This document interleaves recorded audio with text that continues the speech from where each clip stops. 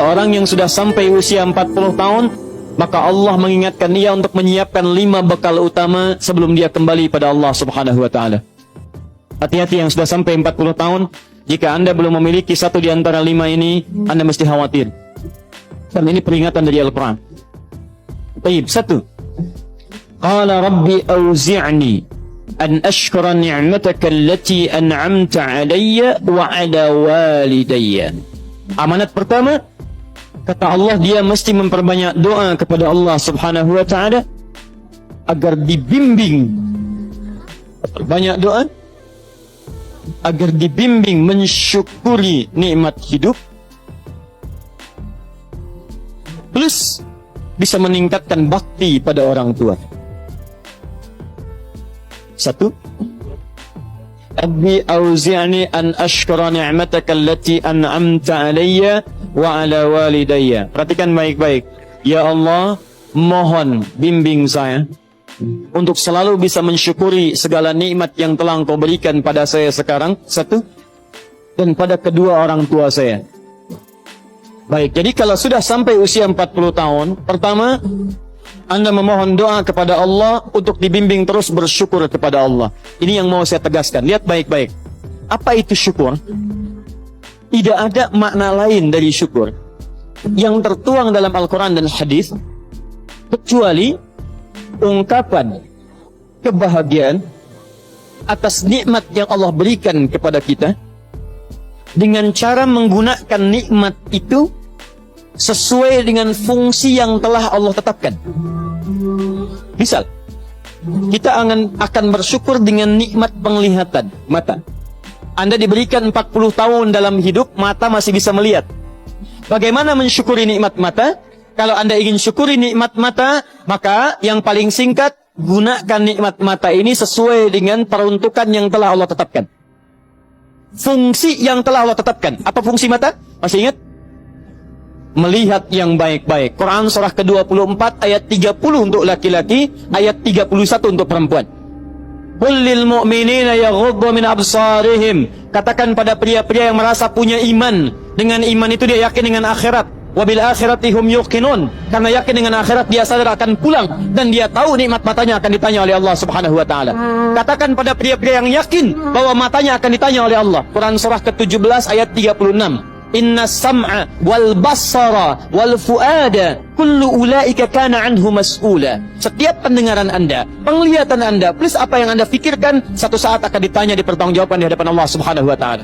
Karena itu kata Allah, katakan pada orang-orang yang yakin dengan itu semua, ghuddu min absarihim, matanya hanya boleh melihat yang baik-baik saja. Yang tidak baik, palingkan. Ibu juga sama, ayat 31-nya. Wa kullil mu'minati yaghdudna min absarihinna. Katakan pada perempuan yang merasa yakin dengan Allah, yakin akan pulang, yakin akan ditanya, matanya hanya boleh melihat yang baik-baik saja menurut Allah. Yang tidak baik, palingkan. Di ghaddul basar itu bukan nggak boleh lihat, Pak. Ghaddul basar itu silakan lihat, tapi ketika yang dilihat tidak baik menurut Allah, maka palingkan dari itu semua. Ini tidak tepat, teman-teman sekalian. Anda hanya mengucapkan alhamdulillah ya, sampai sekarang penglihatan masih baik. Belum cukup. Baik itu dipakai lihat apa? Penglihatannya baik, tapi masalahnya yang dilihat baik tidak. Itu poinnya. Maaf, ada anak usia 4 tahun, Bu, Pak, tidak bisa melihat. Dalam tidak bisa melihatnya, dia masih mau menghafal Al-Quran. Namanya Mu'af. Tinggalnya di Asyut. Adanya di Kaira. Negaranya Mesir. Matanya nggak bisa lihat, tapi dia sampaikan pada bapaknya, Pak, saya ingin menghafal Quran. Saya ingin menghafal Quran. Kata bapaknya, kamu yakin? Saya yakin. Baik, keluarga sederhana, punya cuman motor yang sangat luar biasa tidak bagusnya. Dimodifikasi dashboardnya, menempuh jarak kisaran 20 km. Datang pada syekhnya, bapaknya kemudian membonceng, muadnya di belakang. Teman-teman sekalian, setiap berangkat datang pada syekh, dapat hafalan baru, bapaknya tulis ayatnya, disimpan di dashboardnya. Di jalan lihat ke sini, lihat ke jalan, lihat ke sini, lihat ke jalan. Mu'adz bacakan ayatnya, bapaknya mendengarnya. Secara singkat, tiba-tiba setelah itu fasenya berakhir, jadilah anak ini hafal Quran. Yang ngantar belum hafal Quran, yang diantar nggak bisa lihat hafal Quran. Saking mudahnya Al-Quran, yang nggak bisa lihat bisa hafal Quran. tapi bapaknya dapat pahala dari transferan anaknya. Perhatikan baik-baik.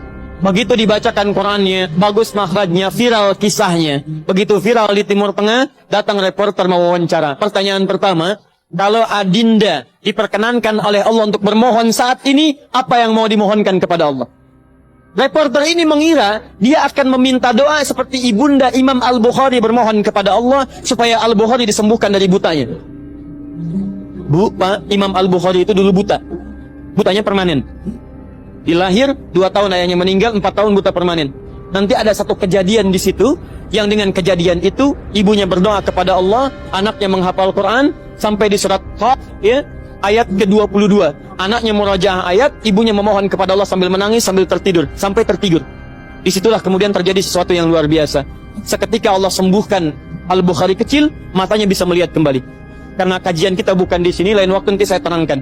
Anda yang punya kitab Fathul Bari, Syarah Sahih Al-Bukhari, beli jilid pertama, kitab Muqaddimah, halaman 634, paling kiri, paragraf yang ketiga, baris 1 sampai dengan 9. Anda temukan kisahnya. Nah, reporter ini mengira, ini Mu'adz akan minta kepada Allah seperti Al-Bukhari kecil memohon kepada Allah, matanya bisa melihat lagi. Ternyata lihat baik-baik.